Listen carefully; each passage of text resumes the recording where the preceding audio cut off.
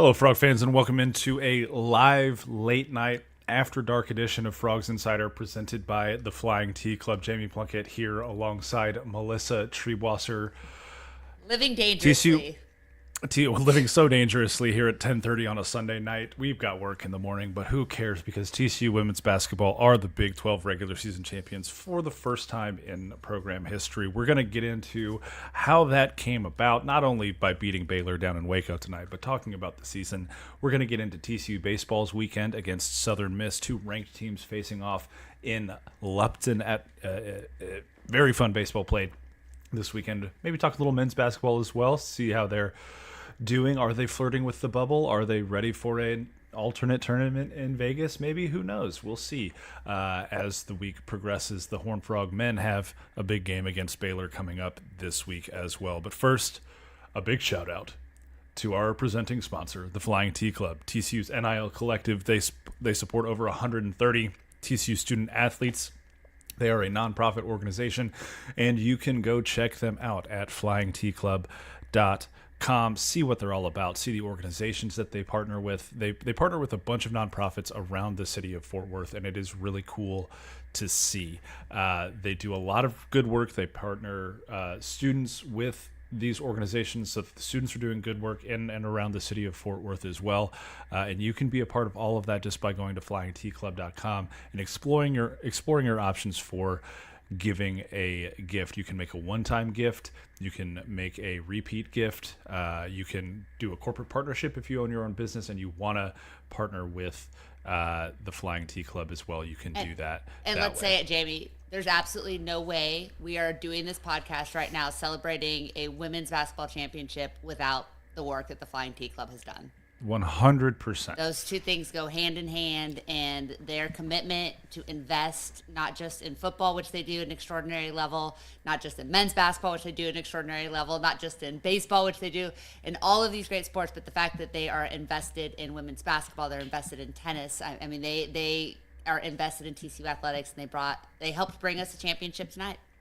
They absolutely did. Mark Campbell has been banging the NIL drum all season. He's been very thankful, I know, having talked with him a bunch about it, about the work of the Flying T Club to help bring this team together. I think it's especially interesting in light of TCU's Big 12 championship that year one last year. Campbell mentioned this last week in the press conference. He had talked, I think, to you and I both about it prior to that as well.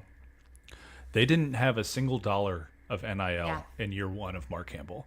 Sedona Prince came here on a leap of faith. Madison Connor, Agnes Eminopu, a bunch of players came here on a leap of faith last year.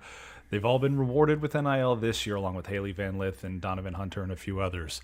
But Mark Campbell has built up this program in 2 years, largely in part this year to the Flying T Club and their efforts from an NIL perspective. So flyingtclub.com, you can go check them out, see how you can partner with them today. Also, a big shout out to Dave Campbell's Texas Football. We are a part of the Republic of Football Network, which has a podcast for every D1 football program in the state of Texas.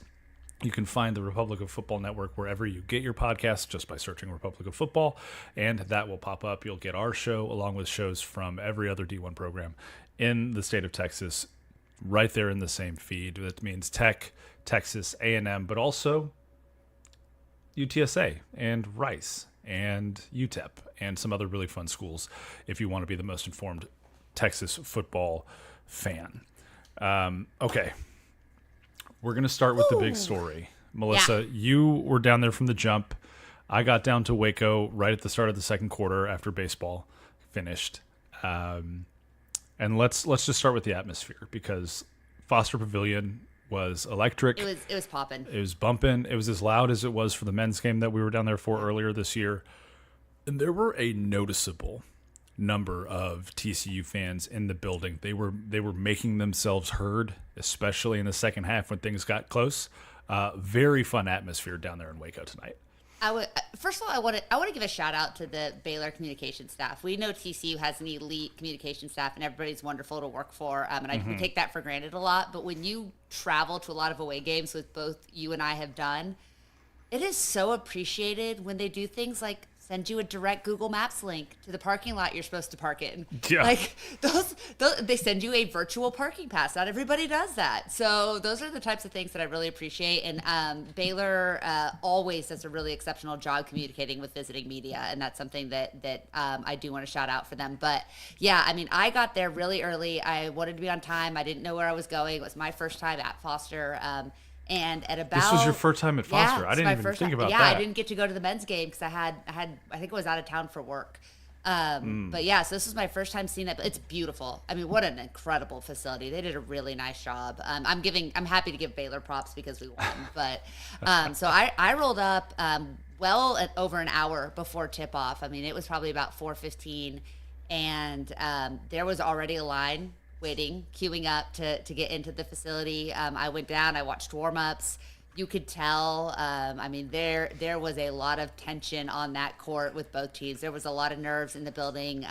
Obviously, this was a huge game for both teams, and so you could feel it. But TCU really, I mean, like Haley was locked in, just immediately walking in. And as the students started filing in and you could see all those white shirts, it was, you knew very early on that it was going to be, if not the loudest, like one of the top 2 or 3 loudest places that TCU will play in, this entire season. And give it up to the Baylor fans. They packed that joint. If it wasn't a sellout, it was awfully close, and I think it probably was a sellout. But like you mentioned, the TCU fans were there. They were locked in. They were engaged. There were some parents behind the visitor side. So I got to hear from a couple of TCU parents the first half, and they had a lot to say about the officiating, which I'm sure we'll touch on. Yes. And then the group behind the bench was super locked in. And when I switched baselines for the second half, it was fun to sit near the TCU bench and see the families and the fans that had traveled in and have them kind of in my ear, along with the Baylor band, which they always just do such a good job of putting right in the most inconvenient place for photographers. It echoes in there a little bit, Nat Foster, but shout out to the lighting. We were all TCU media people were all talking about the lighting and what a beautiful job they did lighting that place. So shout out to that, and what a freaking awesome environment for a women's basketball game. Yeah, shout out to the lighting, because you got some excellent photos of TCU celebrating on Baylor's court, the first regular season Big 12 championship they've ever won. Those photos are up, at least some of them, over on the Instagram account at Frog Insider. Go check those out. Hit the like button. Follow that page. 7,110 was the official attendance there for all of those Baylor fans dressed in white to watch TCU take the title from them. Let's get into the game. Yeah. TCU wins 51-48. It was a physical battle from the jump. It was a grinded out defensive game.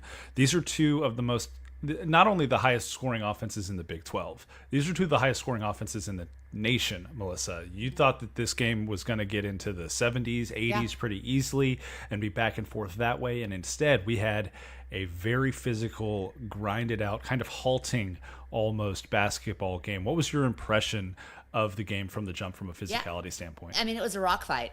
This game was an absolute rock fight. And at the very beginning of the game, in the first quarter, as you were making your way down from baseball, there was a lot of nerves. You could sense it. And though these are two very experienced teams, I think there was something different about this game being between these two games in a winner-take-all format, the final game of the season. Like, there was nothing else to be decided. And you could feel that tension, I think. And TCU started, they missed a couple easy shots they normally make. They had some very uncharacteristic turnovers. Madison Connor played just about the ugliest basketball I've ever seen Madison Connor play for about the first 12 minutes of that game. She came back and hit a huge shot later. But it was evident that Nikki Collin and Baylor wanted to make her day miserable, because I think that they felt like that was the element they could control. They couldn't really control Sedona. She was everywhere. Haley, you can only really control for so long. But I think their game plan was to make Madison pay, and they really had it in for her. I think Baylor started 1 for 8 from the field. TCU was like 3 for 11 or something. Neither team could hit the broadside of a barn. And Baylor's physicality was absolutely a difference maker. The officiating was terrible. I know I'm a TCU fan. I know I went to school there. I know I'm obviously going to be biased, but you can look at the statistics on the night, and you saw Haley consistently going to the rack and she shot 1 free throw in the first 3.5 quarters. And you saw Madison Connor get doubled and get pretty beat up on passes. They trapped really, really well. And they had a game plan to be physical with TCU's guards, and they were allowed to do so. And on the other end, Donovan Hunter picked up. She had 3 fouls with about 6.5 minutes left to go in the first half. Didn't pick up another foul the rest of the game, I don't think, which was pretty impressive on her part. But there were some kind of ticky-tack calls, some kind of questionable calls on both sides of the court. But TCU really had to persevere. They were outplaying the Bears. And the Bears really only stayed in the game in the first quarter because of the free throw line. And probably that's true for the first half because they could not make a shot. Sedona did a great job of changing shots that she didn't block. Haley had 2 big blocks in the second quarter when Baylor made their big run to kind of slow momentum. But this was the recipe for TCU to fail. This is how they lost at Oklahoma State. This is how they lost at Kansas State. This is how they lost against South Carolina. Trapping the guards, taking advantage of the lack of size in that backcourt, being really physical and counting on TCU to turn it over. And it looked like Baylor was going to be able to be successful with that recipe really up until halftime. It was, and like I said, I got there at the beginning of the second quarter, so I saw those couple of blocks from HVL. I saw Sedona with some really impressive rebounding, especially defensively, to kind of help keep Baylor from being able to gain too much momentum. But you talked about the fouls. It broke out at the end of the game. TCU was whistled for 13 fouls. Baylor was whistled for 12. TCU attempted 11 free throws to Baylor's 16. But at one point, Baylor had attempted 14 free throws before TCU had even gotten to the free throw line. And a lot of those fouls and free throws, the fouls called on Baylor and the free throws for TCU happened in the last 4 minutes of the basketball game, 3 minutes of the basketball game, as Baylor was fouling to try and get back into it and slow things down a little bit. So the numbers don't look quite as skewed as the game felt. Of course, Baylor fans at the very end of the game were hoping for a foul call on a defensive stop for TCU. Donovan Hunter gets the ball, and the Baylor fans thought that there was a foul right before that turnover. She tipped it loose. It was a loose ball at that point. Both players have a right to go for the ball. Sure. I think the question was there a foul as the ball got tipped loose? I don't think so. And if there was, there wasn't anything more physical than what had been happening for the majority of the game that they had let go. So, at the end of the day, we can talk about officiating all we want. It felt a little lopsided for the majority of the game. It was another thing that TCU overcame to win on Sunday night down in Waco. I talked about it a lot on my Twitter. If you want to talk about officiating, I was very angry tweeting about the officiating. It was rough. I think I tweeted one thing. I just said that the officiating was bad, and that was about it. But let's talk about what was good. Sedona Prince, 16 points, 19 rebounds, her second highest rebounding total of the season. And it came in a huge game, right? This is, you already talked about it. Baylor shot 27.7% from the floor for the game. TCU shot 35.8%. There were a lot of missed baskets in this game. Baylor missed 47 shots. And so the rebounding opportunities were going to be there. And TCU had to make sure that they won that battle, because if you give a team like Baylor too many opportunities, they're going to start to knock the shots down. TCU wins the rebounding battle 46-38. It was 12-12 in the fourth quarter, and Sedona was a huge reason why. They made life difficult for her. Her 16 points came on 17 shots, but she was a force where she needed to be with 19 boards, and then you mentioned the shot blocking as well. She did have a pair of blocked shots on the night. So it's nice to have a 6'7" center who can alter shots and dominate on the glass, and that was one of the big reasons TCU came away with the win tonight. Yeah, and I think that the fact that she came out and she hit some of those 16-footers pretty early, which really took away kind of the strength of Baylor's postgame, which is, again, to be kind of physical and bully inside. And when she can stretch the floor like that, it opened up some lanes, really, especially in the second half. We saw Donovan Hunter get loose for a couple layups. We saw Haley Van Lith get loose for a couple give-and-goes. I also want to say, like, in those rebounds, Sedona pulled down a lot of boards. Donovan Hunter and Agnes Emanopu did such a good job of tipping balls they could not control back to Sedona to gain an advantage in that situation. It was really a team rebounding effort, but Sedona was obviously a massive difference maker in that regard. She, on a night where Madison just did not have it, her being able to get out and step outside of the paint and connect multiple times was such a huge factor in TCU's offense being able to create the spacing that eventually led to, Agnes hitting a late three, Taylor Bigby hitting a huge three. Donovan hit a three in the first half that was massive right after a big Baylor run. And then Madison finally broke loose for one as well, late too. So she is a unicorn, right? And Nikki Collin, Baylor coach, talked about that after that. Like, you just don't really have a way to game plan for a player that can do what she does, that can play inside and bang, that can hit the outside shot, and that has the vision. I don't know how many assists she had tonight. I didn't. You can probably tell me that, but one. Just one. She just had. Well, that's. I mean, there were a lot of missed shots. I will say she probably had 3 or 4 that should have led to free throws at the very least. But she gets a lot of Gretzky assists too. I think with the way that she plays. Like the secondary pass. Yeah. Yeah. So I mean, like, being able to have her healthy, to have Haley Van Lith healthy, and those two to just be able to play together all season long, eventually one of them is going to shake loose. And tonight we saw them kind of take turns doing so and carry. I mean, they scored all of TCU's points in the first quarter. Mm-hmm. It was Sedona with 10 and Haley with 2. I think there was at a point they had like 21 of the 28 points in the first half.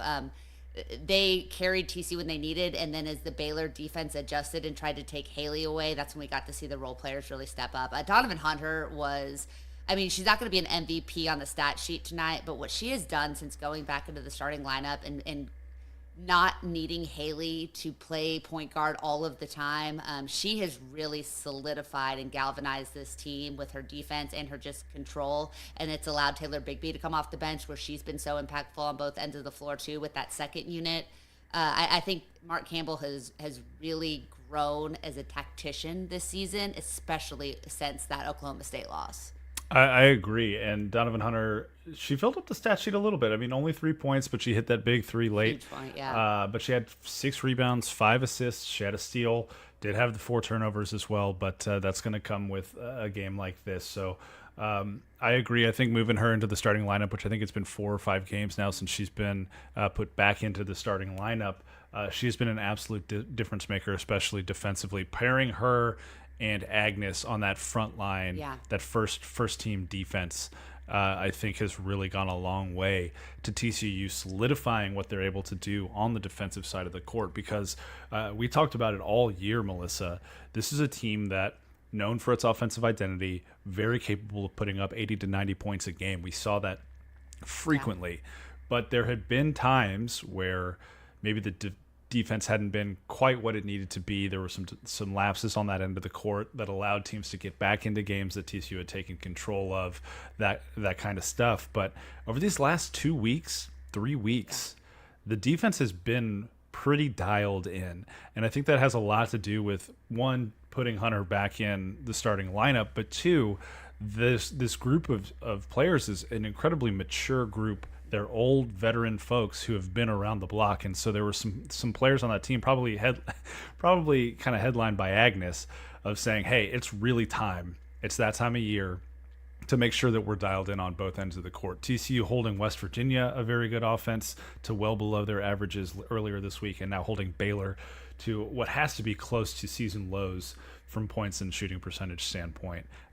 Doing that in 2 very important moments, I think, was huge for this team. And I think there's a couple things. I want to make a point about Agnes as well, because with Donovan back in the starting lineup, she moves more to kind of guarding the 4, which she doesn't necessarily have the height traditionally to do, but she's strong as shit, though. So damn strong. Yeah. And I think it's a better position for her, because there was a while she was getting eaten up a little bit with ball handlers, and teams were kind of attacking her on the perimeter. And because she, like Donovan, what makes her so special is she has elite footwork. I mean, some of the best defensive footwork I have seen in basketball at any level. What makes Agnes so special is she has an incredibly high basketball IQ, and she's incredibly strong, and she has super, super long arms, so she knows how to take up space. I would not say she's the fastest footwork of anybody on the planet, right? Like, it's not a weakness, but it's not elite.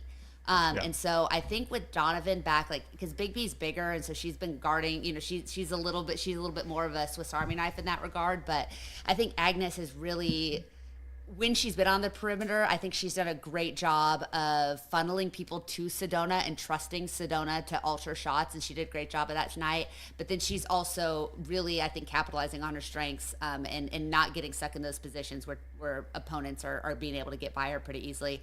The second part I want to say is this was such a March basketball game, right? Like, and Mark Campbell brought it up after the fact as well, is that you have to be able to win games like this. You're gonna hopefully have, an easy one in that first round. You should have a pretty favorable matchup. I mean, I think I'll be shocked at this point if TCU's not a 2 seed. NC State and Notre Dame finish 1-2 or 1A 1B in the ACC. You've got wins over both of them. Those are 2 top 10 teams, including NC State ranked above TCU still for some reason. But head to head doesn't matter. It's fine. And so I think if TCU's not a 2 seed, I'm going to be really shocked at this point, no matter what happens next weekend in Kansas City. But you're going to have to be able to win games like this, and for TCU to play tough, to fight through some adversity, fight through some officiating adversity, to fight through some uncharacteristic turnovers caused a little bit by that officiating adversity. I think this is a great sign for a team that does really wanted this one. They really wanted this trophy. It meant a lot to them. Haley talked about that after the last game, the West Virginia, or no, the senior night game against Houston, and said that she's never won a regular season conference championship, and so this did mean a lot. But they haven't gotten to cut down any nets. We talked to Mark about it after the game. Like, we have not seen them cut down any nets. They hustled off that court tonight. You could tell that this is a team that is not done, and they have bigger goals, and you're going to have to be able to win a lot of different ways to accomplish those goals.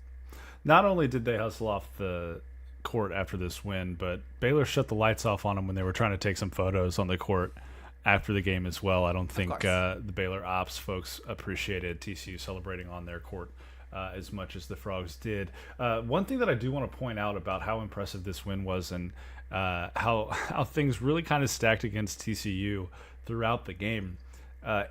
18 TCU turnovers that led to 20 Baylor points. On the other side, 6 Baylor turnovers that led to 5 TCU points. This was just everything that you look at points to, Baylor probably comes away with a win more times than not. But at the same time, TCU's defense, especially late, found a way. Yeah. Found a way to win this game. They missed 3 free throws out of their final 6 attempts. And it's Madison Connor, Haley Vanlith, and Donovan Hunter missing free throws. Like, that should not happen. And credit to Foster. Foster Pavilion impacted those shots for sure. Yeah. But you had so many chances to put them away. And credit to Baylor too. I mean, this is a program that has pretty much owned this conference for much of the last decade plus, right? And they were not going to just keel over and die for TCU. But as Mark Campbell said, this TCU team is really, really hard to kill. And they ended up standing strong against a lot of adversity tonight. And because of that, they are the undisputed Big 12 conference champions and number 1 seed heading to Kansas City. They'll get the double bye, which is huge for a team that really needs to get off its feet for a couple of days. I think it's irrelevant what happens up in Kansas City. I'd like to see them win a couple of games because I'm paying a lot of money to go up there and watch, and I don't want to be one and done.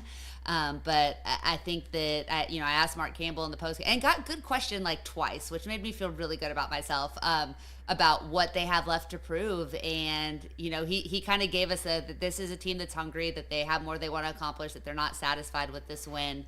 But he did say that they're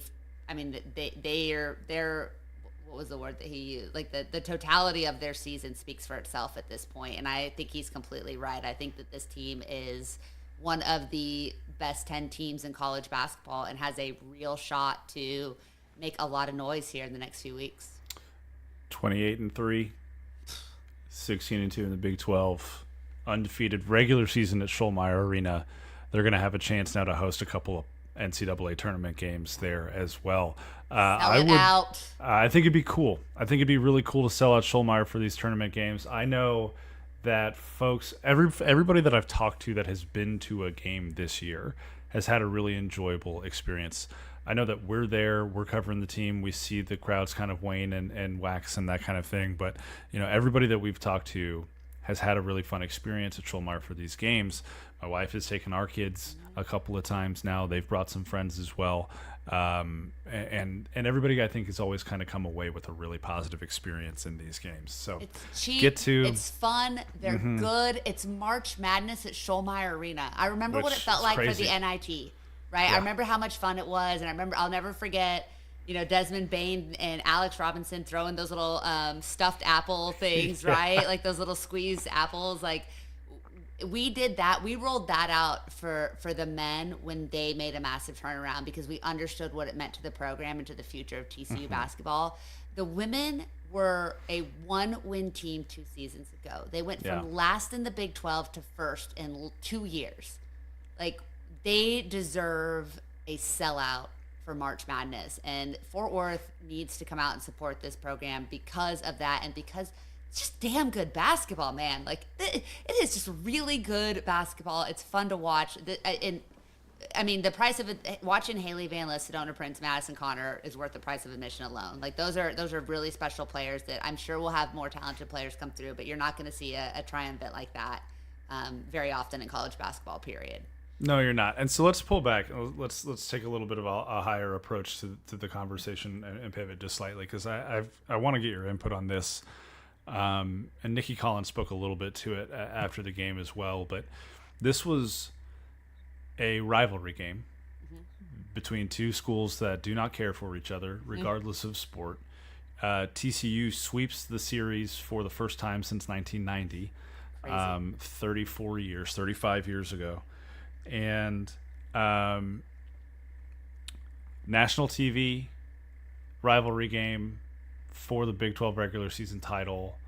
What does a game like this do, not only for TCU's brand, but for the brand of women's college basketball, to have had a competitive, if not ugly at times, game between two teams that do not care for each other decide a title?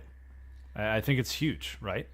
I think that the Big 12 could have not scripted this any better. And I'm going to call out the conference a little bit. I'm a little disappointed that we did not see a Big 12 presence there in the arena. I know there's a lot of things pulling at people's time and that there's a lot of obligations and often these things get scheduled, but this had all of the makings of a signature event for this conference, and a conference that needs any positive spotlight it can get on it. Right? Like, this is it. This is as good as it gets. You have a top 20 matchup, like you said, between two programs that hate each other, a long-standing rivalry across every sport. I mean, baseball, even though Baylor hasn't been very good very often, like, the baseball games get heated. Like, this is a great college rivalry, a regional rivalry, which there are so few of, it seems like. And you have a final game of the regular season, like you said, on national television, between two great programs with so much freaking talent on the court.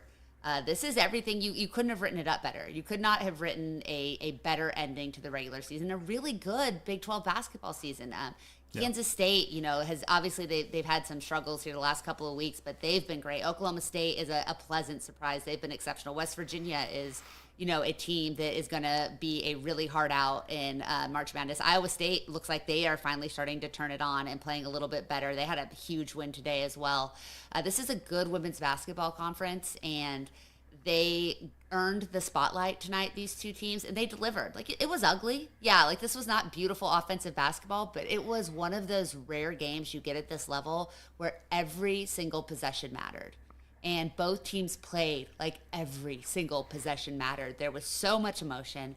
There was an incredible crowd. The crowd was locked in the entire time. It was never, I think TCU's biggest lead was 9. This was always a very competitive game. This is what we need to be celebrating in this sport. And this is, to me, why women's basketball is worth investing in at TCU and across the country. We are going to see colleges divest from women's athletics in some areas. We're going to see fans call to not spend NIL dollars in women's basketball in some parts. I know there are a lot of TCU fans that think we should just throw the whole kitty at football, and I understand that. Like, I get it, but this is what makes college athletics great. Like, tonight was a dream, right? And it was a dream because we won, but even if we hadn't, like, at a point I thought the refs were really going to try to make sure that TCU did not get this victory tonight. But I just sat there the entire time thinking, like, this is what it's supposed to feel like. this is what like playing for a championship is supposed to feel like in this conference and in college athletics. And we've both been. I mean, we have not missed a lot of games, you and I, this season for women's basketball. We have followed this journey, and so I know we have an attachment to the players and the coach. And Mark is so good to us. He's so available and so accessible and so kind. It's really cool to have this moment, to have this spotlight, and I hope a lot of people watched.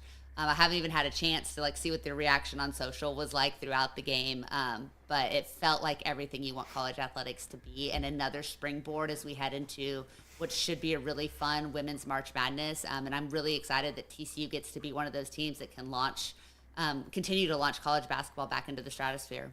Hey, I'll tell you this: the board was locked in. Horned Frog Blitz was locked in on this game tonight, and it was really cool to see. To the point where let's talk about a little bit of what happened late, because TCU gets up. They're up 49-41 with. I'm going to pull up the play-by-play so that I get. I want to say it was like 2:21 or 2:04 or something like that. They're 49-41 after Yaya Felder makes a jumper with 1 minute and 5 seconds left in the game. And at that point, you're like, okay, TCU's got 8-point lead, but Baylor's going to foul. A lot of things are going crazy. There ends up being a little bit later. Let's see here. Where did it happen? There's a 5-second call on TCU with trying to find it. This is great radio. Yes. Well, we're also on YouTube and X. With 19.7 seconds left, there's a 5-second violation on TCU. They turn the ball over. The next inbound play, it feels like Baylor takes 5 seconds to get the ball in. Felt like 8 seconds, but it's okay. They didn't. We got one of those too. So but I bring that up to say this: the board was livid. First of all, the Horned Frog Blitz was losing its collective mind. Someone went back after. Shout out to Coach K on Horned Frog Blitz. You know who you are. This person went back after the game was over and timed each of those 5-second calls. I would love that so much. The TCU 5-second call that was called, the whistle blew at 4.3 seconds. Wow. And then the Baylor ball was inbounded at 5.6 seconds. So there was there was more than a full second of grace between the TCU call and the Baylor no call there in the last 20 seconds of the basketball game. And that led to a Baylor basket, I believe. That led to Aaronette Vonleh hitting a 2 to make it a 2-point game with 13 seconds left. And so TCU was up 49-41. All of a sudden, it's a 7-1 run for Baylor in the last 30 seconds of the basketball game, and TCU clings to a 2-point lead. Haley gets fouled. She hits 1 of 2 free throws with 9 seconds left. They get a stop, and then TCU turns the ball over. No, pardon me. Donovan gets the rebound, misses 2 free throws with 2.5 seconds left. The ball goes out of bounds on the baseline. No timeouts. So we are Donovan missed both. Oh, that's right. She hit 1 or 2 the time before, and then hit. Madison made 1 of 2. Yeah. Haley made 1 of 2. Donovan missed both. The rebound goes out of bounds. Baylor does not have any more timeouts, so they have to try a full court pass. And then Aaliyah Matharu's 3-pointer goes awry, and TCU celebrates. Yeah. It was a chaotic sequence of events that didn't need to happen. But again, you are playing on their home court. There's going to be some chaos. There's been some craziness throughout the game. Baylor has a shot at the end, but TCU earned that win, 100%. This was not a lucky. You can look at the stats, like you said earlier. There's very little about this game should have ended the way that it did, but that just a gutty, gritted out, find a way to win a dirty basketball game, right? And I think that's where the maturity of TCU and just their age, as Mark Campbell consistently does. You cannot call women old, Coach Campbell. You just can't do it. He's always talking about how old his team is, but he talks about it, how old they are, and then he calls them girls all the time. Yeah, so, it's great. It's great. So it was. I think. Again, I'm going to be super interested to see what Friday looks like. This team has got to be emotionally gassed. And it's funny because Campbell was like, we're going to celebrate. we're going to enjoy it. And the big three, we get the big three for the press conference, and they're like, we'll have fun tonight. And then tomorrow it's back to work. Like, these kids love ball, man. Like, they really do. They absolutely just love to hoop. And it's pretty cool. I think they know how special and how unique this opportunity is. And I think it truly, in an age where it's really easy for us to think that players are motivated by so much more than their school, and that the loyalty and all of that doesn't matter. I mean, Madison Connor flat out said it matters because everything we do is the first time TCU's done it. Mm-hmm. And I think they I was thinking about this like when we were retiring Desmond Bane's jersey. I'm like, how many women on this team are going to get their jersey retired? Like, do you retire HVL after a year if she leads into the Sweet 16? Yeah. Probably. Put them all. I think the entire team should be up in the rafters somewhere. It's just been such a unprecedented turnaround and unprecedented season, and what they've done and what they continue to do is so freaking cool. And you hope that this will be, the first TCU basketball team ever to make the Sweet 16. Like, they're the best shot we've got. And it's going to be really exciting just to see what they do as the postseason begins. Yeah, they got a lot of basketball left to play, and it certainly seems like they're focused on doing what it takes to make a deep run, both in the Big 12 tournament and in March Madness. Yeah. So it will be a lot of fun to follow. Win one game for me, guys, in Kansas City. I just need you to win Friday, and after that, if you need to pack it up, I'm totally fine with that. But make it worth it. Let me get 2 games while I'm up there. Well, don't they in their first game on Wednesday? No, they got a double bye. They don't play till Friday. Oh, okay. Yeah. I misread the bracket. Yeah. So that's really good. Top 4 seeds get a double bye because of the 16-team tournament. So everybody everybody gets the number to go. Of teams is ridiculous. It is ridiculous, but it does mean I don't have to take an entire week off work. So true. Good. True that. A couple scores from around the Big 12 that weren't for the Big 12 regular season title. Iowa State, like you mentioned earlier, they did come away with a 22-point win over number 14 Kansas State, 85-63. That was a banger for the Cyclones. Audie Crooks with a 36-point 10-rebound double-double. She went crazy in that one. Oklahoma State beats Kansas on the road at Allen Fieldhouse 57-51, and then UCF beats Houston, who we saw Houston earlier this week.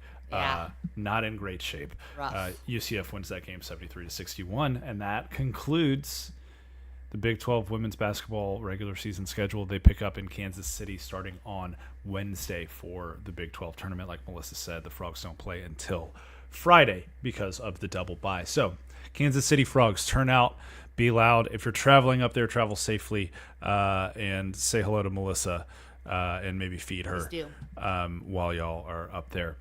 Melissa, let's pivot now. Let's talk about a couple other things that happened around the world of TCU Athletics this week. TCU Baseball hosted a ranked opponent for a weekend series. Number 22 Southern Miss came to town, and it was a really interesting weekend of baseball for Frog Bowl USA. TCU wins the Friday night game 5-2. They drop Saturday 5-3 and drop again on Sunday 11-3 as things got away from them kind of later in that game today.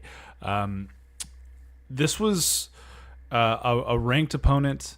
It was a really good opportunity to gain some ground in the RPI for later in the season to kind of see where you stand as a program. And I thought that TCU really needed to show a good weekend after having some struggles out at Globe Life last week and going 1-2 there. This is the second weekend in a row now that we've seen TCU baseball drop Saturday and Sunday after winning on Friday. And you were out there with me on Friday night. You were shooting the game. Cademan Parker, Braden Sloan, 1-2 punch on Friday seems to really be working for the Frogs. Cademan has done a really nice job of kind of walking the tightrope early, feeling out the game, getting into it, and then allowing his stuff to get stronger as he goes. And then I have a hard time finding a better reliever in the Big 12 right now than Braden Sloan as far as coming in, multiple innings, shutting down an opposing team. He struck out 7 over 4 innings of work. He did not allow a hit, I don't believe. And TCU comes away with that 5-2 win on Friday night. Yeah, super important that Cademan and Braden were able to handle the game by themselves, since I think Kirk used the other 20 pitchers on Saturday in like about a 2 inning stretch. But yeah, I mean, like Cademan hasn't necessarily had his best stuff in his last 2 starts.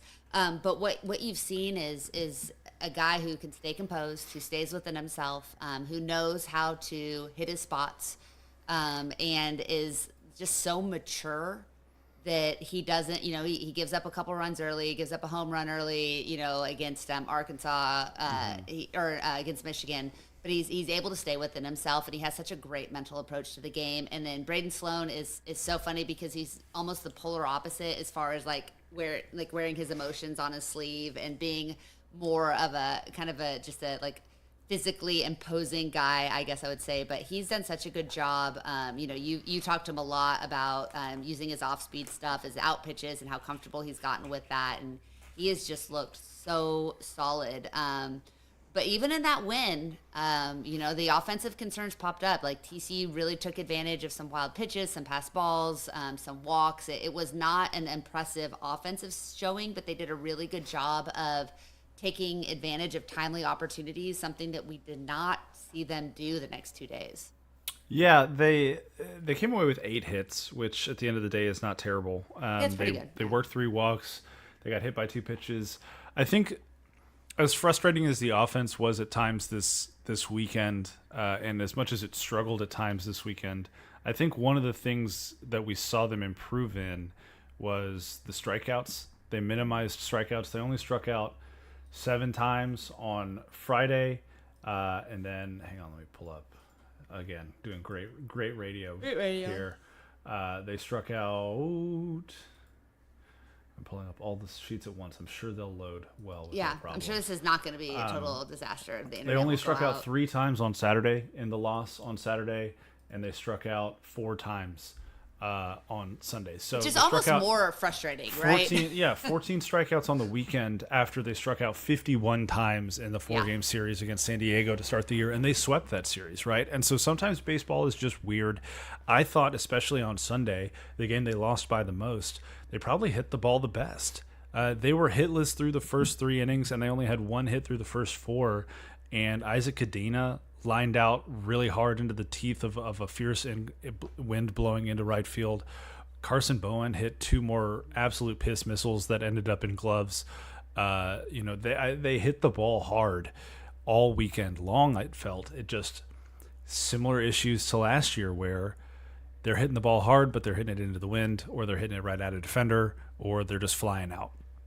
And it feels like the pendulum has almost swung way in the other direction with the offense right now. Last year, I know everybody's frustration was they're swinging at every first pitch.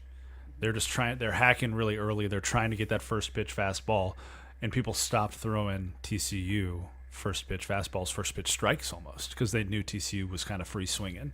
This year, I think we've already seen opponents start to course correct because they know Bill Mosiello likes his guys to take some pitches, likes to get deeper into counts and really kind of be selectively aggressive. TCU looked at a lot of first pitch strikes this weekend. And so I wonder if there's maybe some kind of middle ground where, hey, let's be selectively aggressive. And if you get a first pitch that you can hit, get after it. Because as important as it is to work these starting pitchers and get them deep into their pitch count earlier in games, I mean, we saw this week on Saturday, Southern Miss's starter, who I can't say it's like Kroos or something, Kros, Sively. He threw 85 pitches in 7 innings. Yeah. And that was with TCU being selectively aggressive. He only struck out 1 and walked 2. It wasn't like TCU was striking out a lot. It wasn't like they were working a lot of walks. He was efficient. He kept TCU off balance with he had 4 pitches that he really threw for strikes. And then today on Sunday, it was more of the same with Adams, who he pitched into the 5th inning. Again, only 1 strikeout, 71 pitches. And TCU's just not taking things away from opposing pitchers right now, which is how Kirk phrased it on Saturday night. He's like, we've got to be able to take a pitch away and make these pitchers more one-dimensional. They're not timing up the fastball terribly well top to bottom in the lineup right now. A lot of these young guys are struggling at the plate right now. And one of the things that you and I talked about on this show, Melissa, before the season started, was TCU is going to go as far as these young players and these freshmen take them this year. And I have full faith in this freshman class. They are incredibly talented, but it's taking some of them a little while to figure it out right now. And I think that's why we're seeing some inconsistencies from TCU baseball early on this year. And I mean, that's to be expected. I don't care how highly ranked you are. It's still hard for some guys to make the jump from high school to college. And, it gets frustrating because you see some of these guys make it look super, super easy. I mean, we all remember what Anthony Silva did as a true freshman, right? Yeah. And then you see some guys where it takes a little bit more time. And I'm not ready to throw in the towel on, especially the position players and the hitters. Like, they're going to need some time. That's okay. That's to be expected. A lot of these sophomores, the term sophomore slump exists for a reason, right? That's a pretty normal thing. But I think that at some point you have to start hitting it where guys aren't.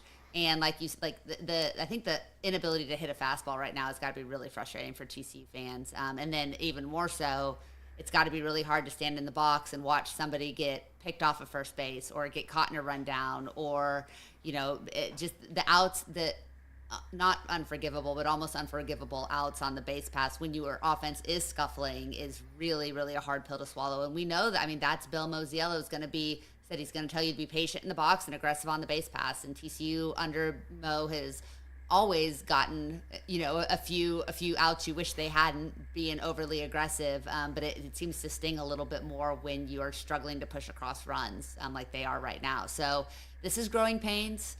We are in the third weekend of the season. You don't have to throw in the towel. This team has been competitive more often than not. They've had two really bad Sunday games, but other than that, they're gritty and they're fighting. It seems like they still believe in themselves and they still believe in each other. You're not at the point where you start to have to worry about running out of time. But that time will come pretty quickly. So, Air Force is coming to town this week. They've been giving up a ton of runs. And so you hope that maybe they can shake loose again. Well, maybe not against one particular pitcher, but everybody else, you hope they can rough them up a little bit. But we'll hope old Gaines Estridge has a really good outing, just when the game's already out of hand. I think this is a get right opportunity. Big 12 series, the Big 12 schedule's soft. We've talked about this before. You and I talked about it tonight. There's still a great opportunity for them to figure it out here in the next 3 or 4 weeks and not have hurt themselves too much. But you'd like to see them start figuring it out and play a little bit more consistently. Yeah, a couple things there. First of all, our good buddy Brian Estridge, his son, does play for Air Force. Gaines is the Saturday starter, so I don't think TCU is going to see him. Okay, so we won't see him? Okay, this, good. Perfect. I did whip him up. I did catch his start against Florida when Air Force traveled to Florida, and he held his own. He had to grind that out against a really nice Florida lineup that makes you throw a ton of pitches as well. Excuse me. So, shout out to Gaines Estridge, and shout out to his pitching coach, who was a pretty good TCU pitcher in his own right back in the day, Kyle Winkler, as well. Couple things that kind of bounce around in my head based on what you were just talking about. I agree that it can be really frustrating to watch guys get picked off or caught stealing. But I think the counter to that is I don't think TCU wins on Friday if they're not aggressive on the bases, Fair. right? Absolutely. I mean, the pitching issues, the catcher issues that Southern Miss was having on Friday, if TCU doesn't take advantage of that, I don't think they win that game. Their first 3 runs came on wild pitches and pass balls and a balk and all this other stuff, and I think that was because of, in part, the pressure they were putting on Southern Miss on the bases. So there is an upside, there is a positive side to that equation as well. I agree. I think that when you're scuffling at the plate, when you're not hitting the ball like you want to, those can stand out. Those mistakes stand out a little bit more. And I do think that there has been a level of not somewhere between aggressiveness and recklessness on the bases early this year. And I think that's young guys learning a new system and learning when and how to be aggressive in a way where you can still get back to first base, or there were a couple outs this week rounding first base too far or getting doubled off. And some of those mistakes can be eliminated as the season progresses. You're still going to get caught stealing some. You're still going to have mistakes on the bases here and there. But I think there are ways that TCU can start to minimize some of those while still maintaining their aggressiveness so that you're not taking runs off the board. And then there were some other things this weekend too, like in Saturday's game. You're chipping away at this lead. You're trying to climb back into the game. You've got a double steal on in the 6th inning, and Chase Brunson hits an absolute missile towards the outfield. That thing is right where the second baseman leaves because of the double steal, and it was hit, I think 107 was what the TrackMan had it as, and it clips Cole Kramer in the foot just for the so final unlucky. out, right? So that's, I believe Kirk Sarlos' exact words were, that was a nut kick. And so it's tough sometimes when everything seems to be kind of swinging against you, when you're not hitting well, when the defense is making some mistakes, when pitchers are having to battle a little bit more than normal. Everything kind of seems like it's just going against you, and stuff like that will happen. So that was a little tough to see, but some really, I think, bright spots came out of this weekend too. We saw Anthony Silva start to barrel up the baseball a little bit more.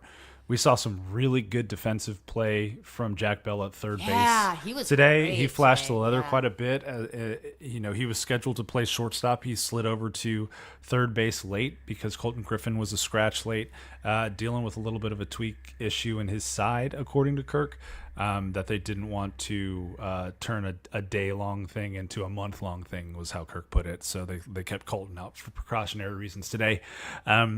We saw, like we already talked about, Braden Sloan. His changeup was absolutely fantastic on Friday night as he got the win there. And then we also saw Mason Brassfield step in on Saturday and give 3 fantastic innings of relief work. We saw Cohen Feaser gives 3 fantastic innings of relief work today. I thought maybe he should have gone back out for the 8th inning, but hindsight is 20/20 there. And there are some guys that are still hitting the ball really hard, even though it's being caught right now. Isaac Adina is taking some fantastic at-bats. Carson Bowen is taking fantastic at-bats. I think this team is still just trying to find itself a little bit right now. And make no mistake about it, too. Southern Miss is a hell of a good baseball team. They played aggressive. They played desperate. They executed incredibly well all weekend, bunting guys over when they needed to, making sure that with runners in scoring position, they weren't striking out. They were getting the ball in play, whether that was a ground out or a fly out to advance the runners or score some guys.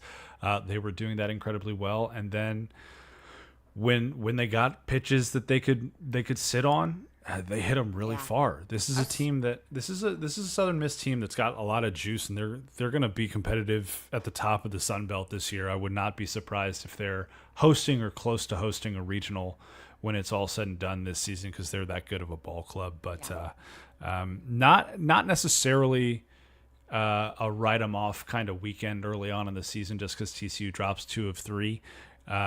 But now you've got 2 midweeks against Air Force. You've got a home series where you're hosting a Fresno State team who, legacy-wise, good baseball program. They've been scuffling for the last few years.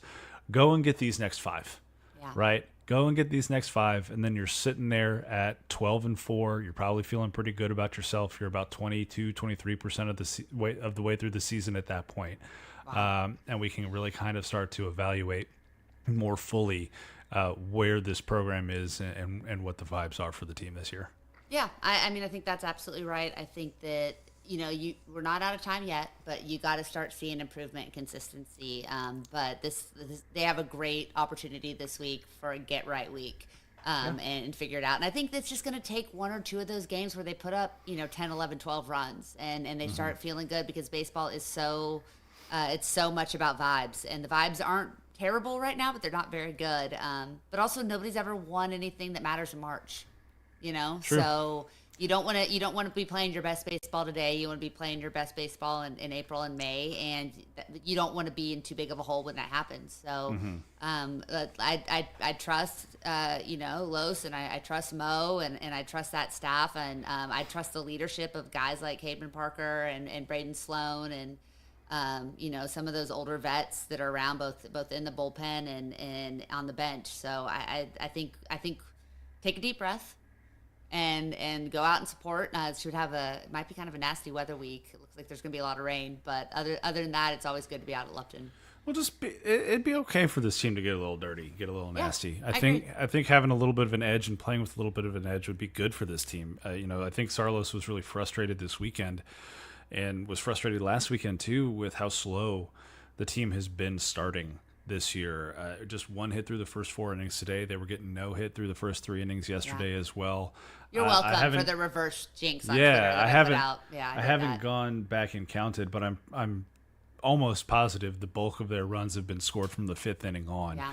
And whatever you've got to do to make sure that you come ready to play from the jump. I think TCU is in a situation where they've got to kind of dig deep and figure that out, because you can't keep playing from behind and expect to win a ton of baseball games. And they've trailed at least once, at least in one point, in each of the last 5 ball games, and they're 2-3 in those ball games. So gotta grind it out, gotta figure it out a little bit. But it's far too early, I think, to be hitting any kind of panic button or worrying. They're 7-4. It's an inconsistent young team at this point. I will say this: a couple of freshmen that I have been really impressed by are Nolan Traeger, who I think has stepped right into this dual catching role with Carson and has not blinked. He's been really good defensively behind the plate. He's got a great arm. He's been excellent at the plate as well, swinging the bat. He had 2 hits on Sunday in his one appearance on the weekend. And we're starting to see TCU kind of slip into this, we've got 2 catchers that are swinging the bat really well situation again. How do we get them both in the lineup? And so on Sunday, that was, hey, we're going to sit Noah Franco down out of the DH spot, and we're gonna put Carson there because we really need his bat in the lineup. So I'll be interested to see how that goes moving forward. Nolan's a freshman that I've been really impressed by.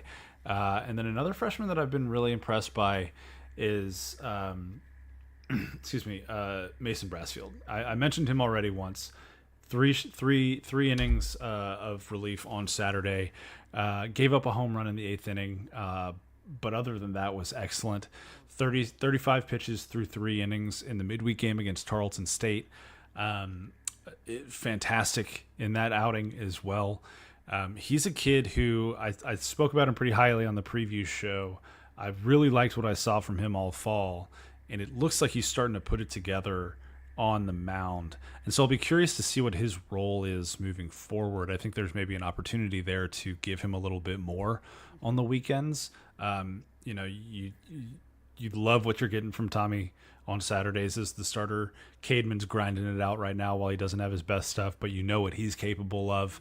I think there's maybe an opportunity there to give Mason a chance on a Sunday to go out and see what he can do. And that's not any slight against Trevor Baumler, who I think has done a good job of grinding it out as well, and is a talented guy in his own right. But maybe there's an opportunity to get Baumler some at-bats if he's not focused on being the Sunday guy.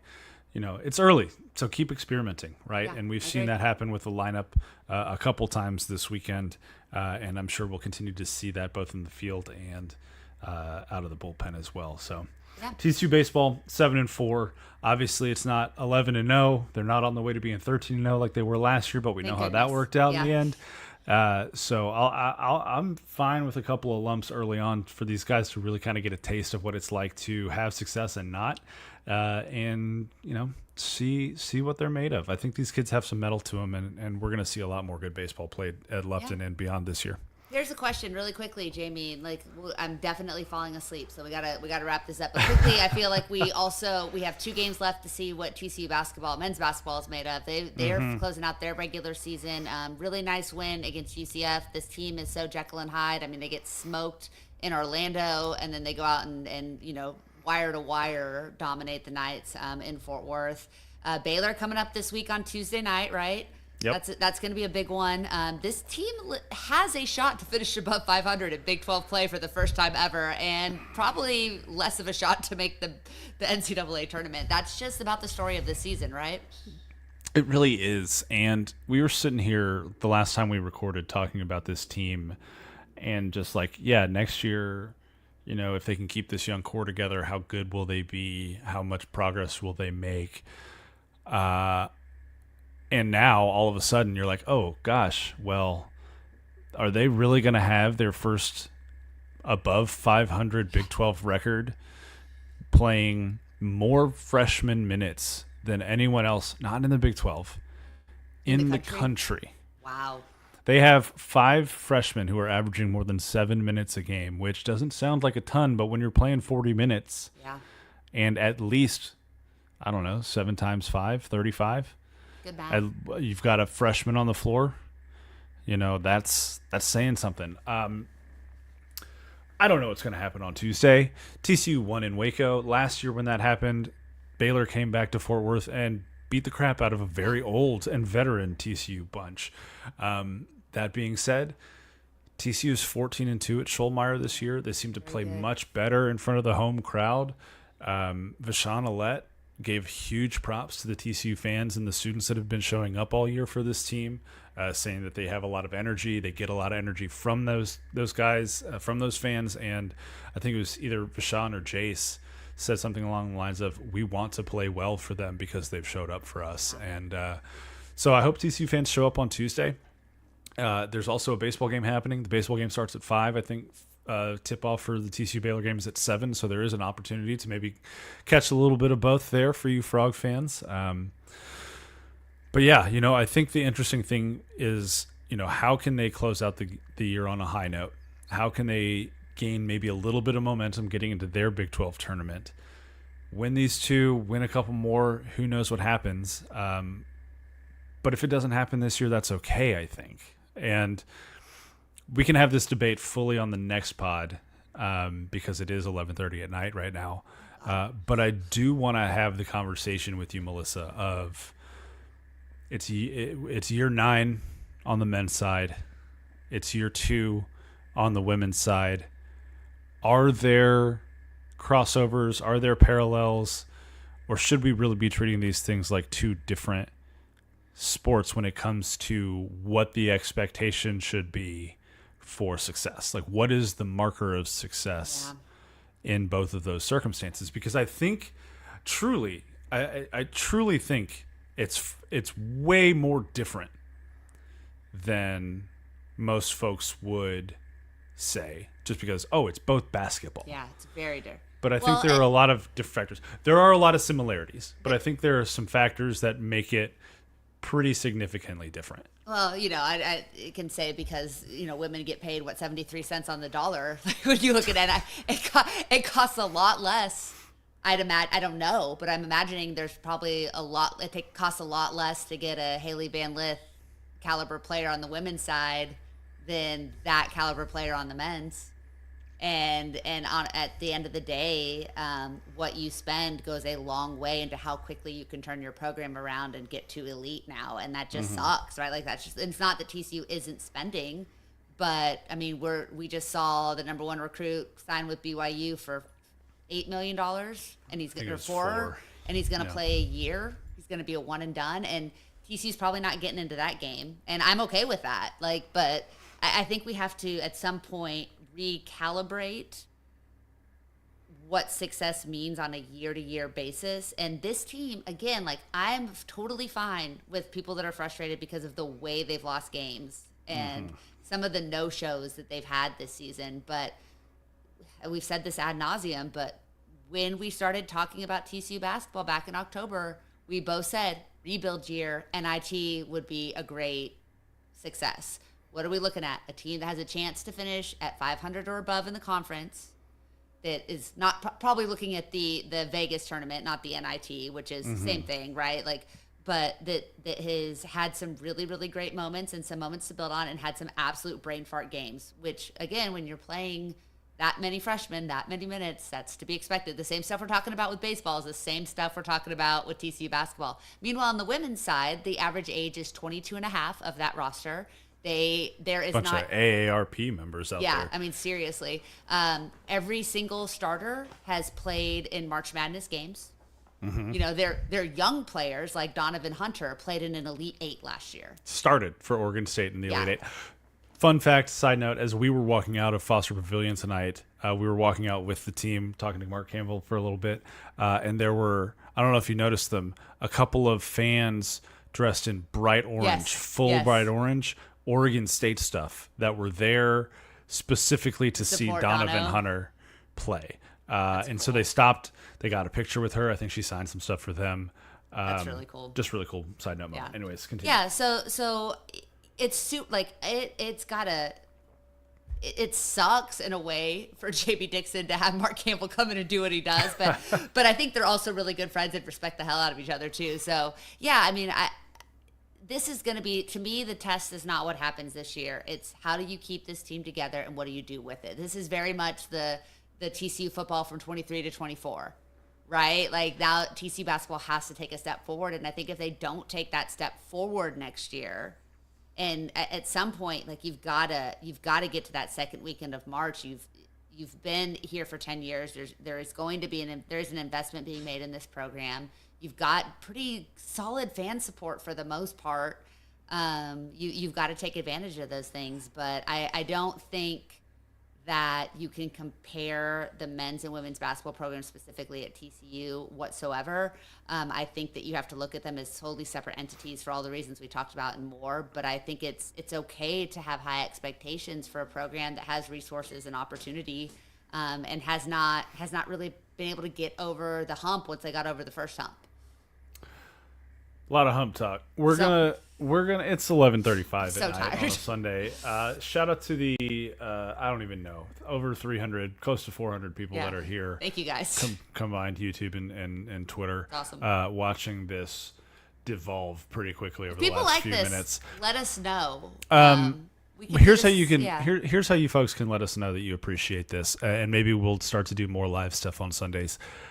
Go to the YouTube channel @Frogs Insider. Hit the subscribe button, like this video, do those things. Subscribe to the podcast, wherever you get your podcasts. All you got to do is search Frogs Insider for our feed or Republic of Football Network for the full feed from Dave Campbell's Texas Football.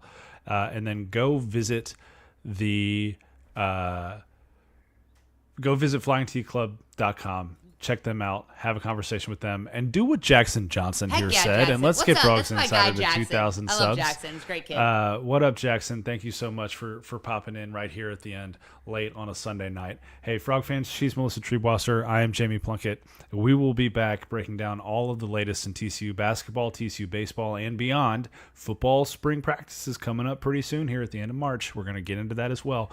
So stick with us. We'll be back soon, and we'll talk to you then. Go Frogs. Go Frogs.